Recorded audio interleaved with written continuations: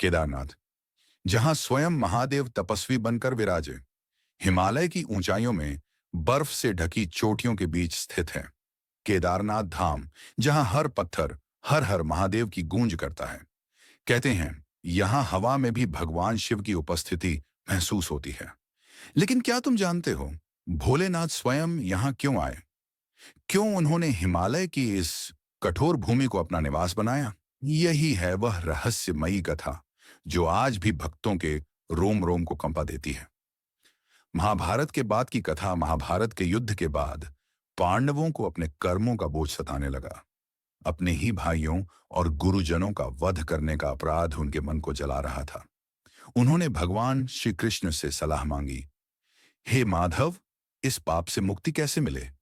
श्री कृष्ण ने कहा, इस संसार में केवल एक ही देवता है जो तुम्हारे पापों का नाश कर सकते हैं, महादेव शिव। तुम उन्हें खोजो, उनसे क्षमा मांगो।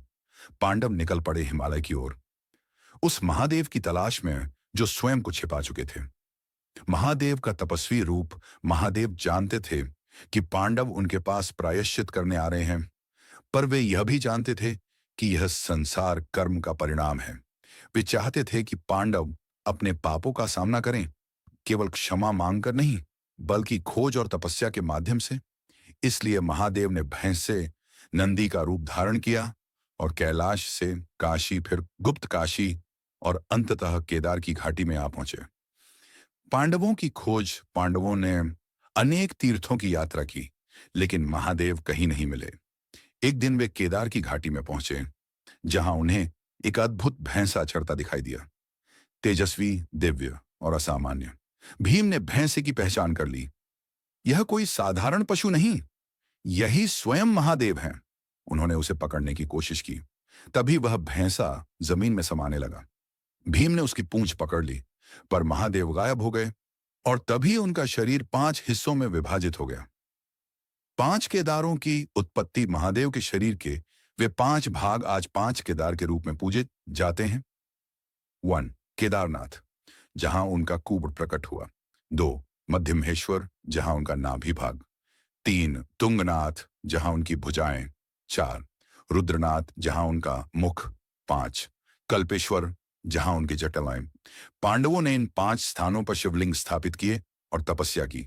तभी आकाशवाणी हुई, पांडवों, तुम्हारे पाप नष्ट हो गए हैं, अब तुम मुक्त हो। केदारनाथ का चमत्कार। कहते हैं जहां महादेव का कुबड़ प्रकट हुआ, वहीं आज का केदारनाथ मंदिर स्थित है। बर्फ से ढके उस क्षेत्र में एक प्राकृतिक त्रिकोणाकार शिवलिंग विद्यमान है, जो स्वयंभू माना जाता है।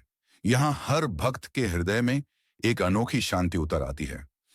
मंदिर के चारों ओर खड़े पहाड़ जैसे महादेव के रक्षक हैं। हाँ, केदार शिखर, खर्चकुंड और नरसिंह पर्वत। कहते हैं यहाँ की हवा में इतना दिव्य कंपन है कि जो व्यक्ति एक बार हर हर महादेव बोल देता है, उसके भीतर का अंधकार मिट जाता है। भक्तों की आस्था और चमत्कार। सदियों से केदारनाथ में अनगिनत भक्त पहुंचते रहे हैं। कई बार यह क्षेत्र बर्फीले तूफानों में ढक जाता है, पर महादेव का मंदिर अडिग रहता है। 2013 की भीषण बाढ़ में जब सब कुछ बह गया, तब भी केदारनाथ मंदिर अक्षत रहा। मंदिर के सामने पड़ी बड़ी चट्टान ने पीछे से आती जलधारा को रोक लिया, मानो स्वयं महादेव ने अपने भक्तों की रक्षा की हो। यह घटना आज भी आधुनिक युग का चमत्कार मानी जाती है।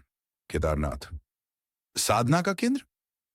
केदारनाथ केवल एक मंदिर नहीं, यह वह स्थान है जहां शिव और शक्ति का मिलन होता है। कहा जाता है कि यहां ध्यान करने वाला व्यक्ति स्वयं शिव के स्वरूप को अनुभव कर सकता है। यहाँ के साधु संत कहते हैं, जो केदार में मौन साधना करता है, उसके भीतर महादेव बोलने लगते हैं। रात के समय जब घंटियां बजती हैं, दीपक जलते हैं और हवा में ओम नमः शिवाय गूंजता है, तो लगता है मानो स्वयं कैलाश यहीं उतर आया हो। महादेव का संदेश। केदारनाथ की कथा केवल पौराणिक नहीं, बल्कि जीवन का संदेश भी देती है। महादेव ने पांडवों को क्षमा तभी दी जब उन्होंने खोज, परिश्रम और सच्ची भक्ति दिखाई।